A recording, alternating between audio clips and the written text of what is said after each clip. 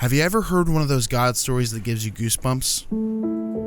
The ones where there is no human explanation and you know that it is all because of Him.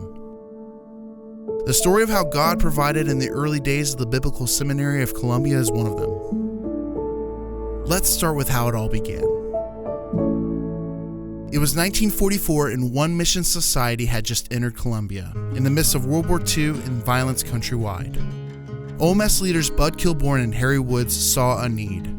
The strategy called for building a seminary to set a firm foundation aimed at serving the churches and denominations of Colombia. But where would they find a property to build the seminary? And where would they find the funds to purchase it? Well, in ways only God can work, within hours, they found a property at a reasonable yet still unattainable price. The seller demanded $20,000 in cash, and here's where the story gets good.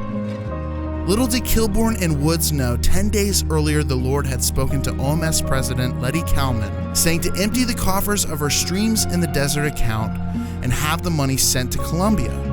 The next day, Kilbourne and Woods received 4 checks of $5,000 each, totaling $20,000. All this in the midst of war.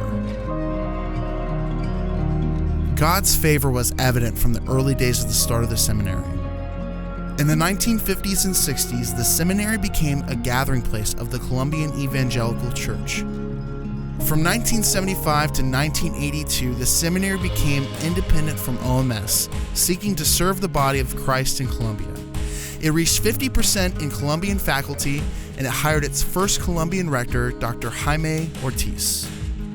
1983 to 2000 was a time of growth and transitions, building more facilities, launching Bible institutes at night and in the Bella Vista prison, and strengthening its faculty.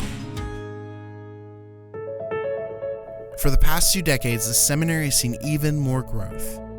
It received university-level government accreditation in 2000, began an online education program in 2011, and has seen accelerated growth in non-formal education in Medellin and around Colombia.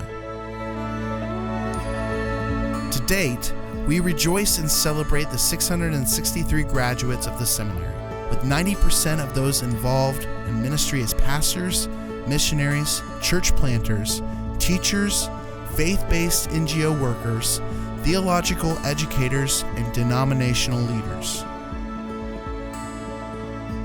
The current seminary leadership team has a strong vision for the future. Their strategic plan through 2022 includes adding new graduate programs, opening a research center, and increasing the number of students in all programs.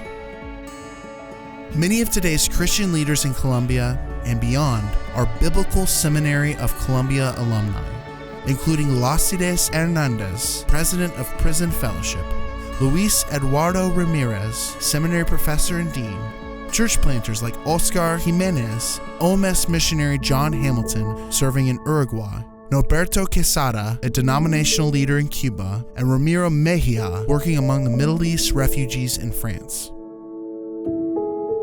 So what do we do with this God story?